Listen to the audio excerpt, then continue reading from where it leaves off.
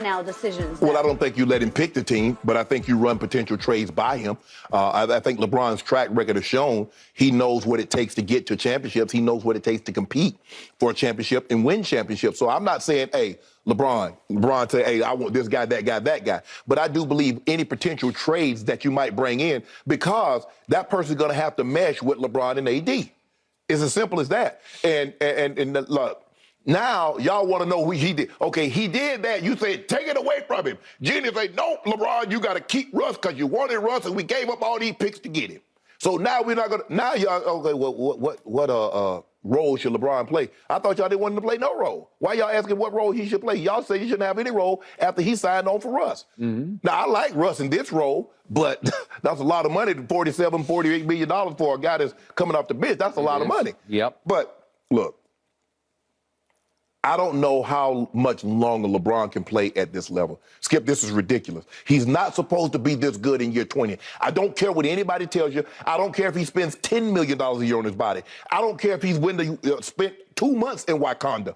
A man in year 20 that's a week and a half from being 38 years of age should not be averaging 27, 8.5, 6.5. Only one other player is averaging at least 25, 8, and 6. That's Luka, who's 14 years younger. Okay. But I got all that, and I give you all of the above. Yes. The problem is, what's the bottom line? What are they now, 13 and 17? 13 and 17. Yeah. But the question, Skip, it comes down to this. If we make a trade, what are we going to have to give up? You're going to have to give up one of those picks. LeBron doesn't care about those picks. LeBron say, me and Savannah going to be in the Maldives in 2027, in 2029. I thought they're going to go to the mall. I don't think they're going to the mall. Now they're going to be in the Maldives. Yeah. They're going to be in Bali somewhere. Yeah. You know, Zuri or going to recital a soccer thing with Zuri.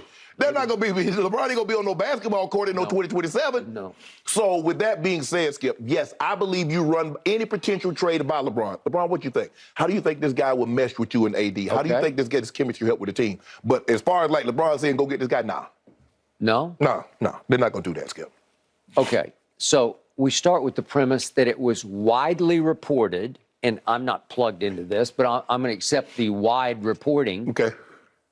That he encouraged Jeannie and Rob to go get Russell Westbrook at any price, whatever it took, go get him. Yes.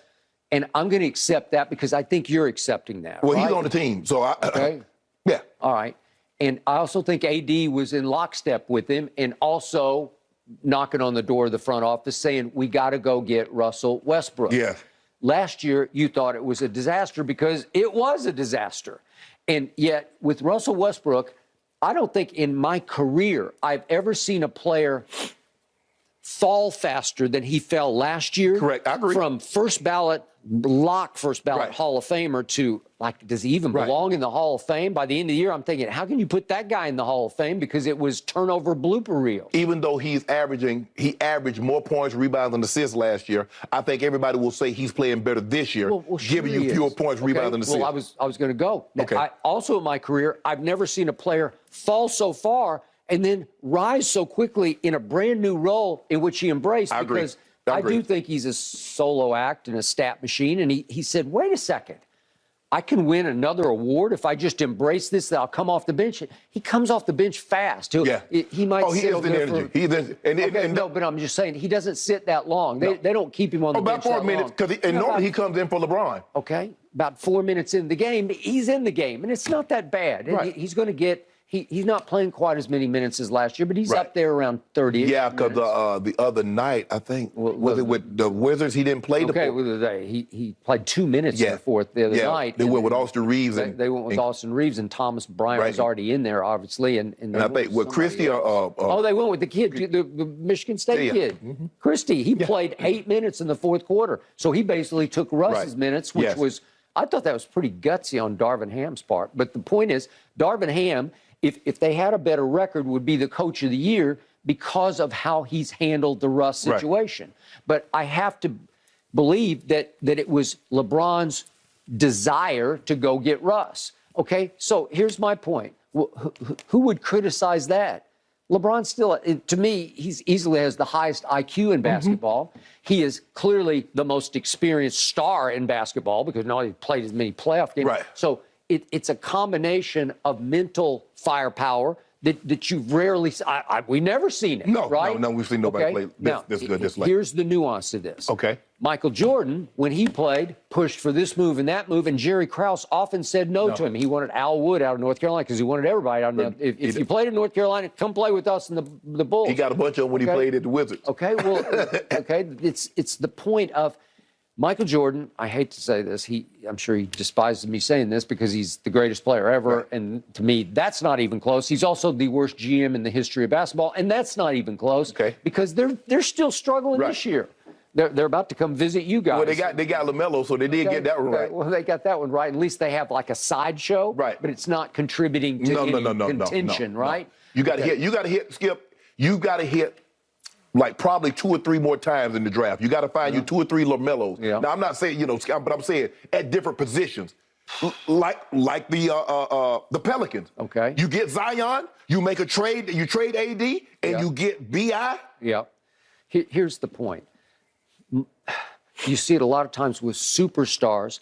They're so great at what they did that they can't understand why nobody else can do it too. Well, he should be able to do it. No, he can't. If he played at North Carolina, he should be like me. No, nobody is like you. No. Okay? That's what makes you special. Okay. Nobody can do it. That's why Magic tried to coach, and he couldn't coach because he's saying, you guys, you got to. Why can't you? Yeah, come on. Jerry West had a hard time coaching because he's like, come on, because he was more like a. But Jerry ain't have no hard time picking no players, though. No. He had magic touch. Okay.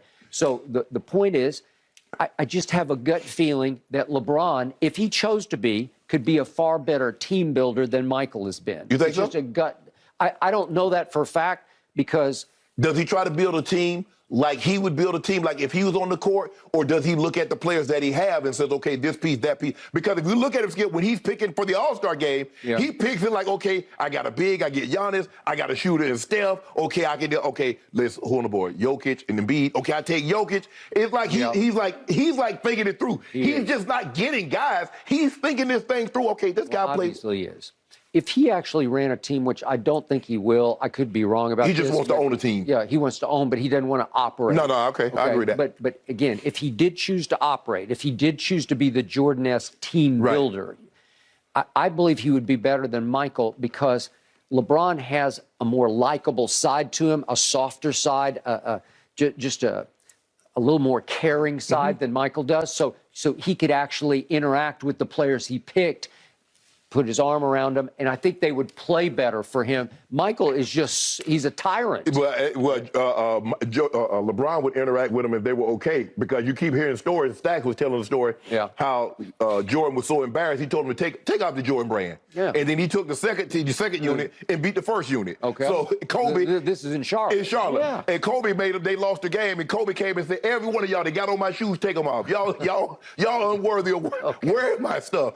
That's LeBron. Okay. Skip, I mean, you don't be that good and just, I mean, look, like you said, he is, his style of leadership is a lot different than probably Kobe and Mike. It's the flip side. No. All they do is putting foots in you. Yeah. LeBron James is going to put his arm around you. Hey, let's go get a bite. I've never seen put foots in anybody. No, but I'm saying, that's Kobe and Jordan. He'll get irritated with Anthony Davis. Yeah. Like, you got to rotate. Right. You got to help me. But they're on equal footing, right? No, but I'm saying Kobe and Michael would just put your foot. They ain't putting their arm around nobody.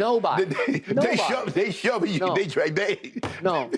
That's what I'm saying. No, not LeBron. But I'm saying LeBron, and that's what everybody said that's played with LeBron and played with the Kobe, is like their styles are so different. Yeah. If he were the GM of the team, he would be more like Magic was. Yeah. Magic was more of arm around. Yeah. Let me help you, because he was counseling Lonzo early.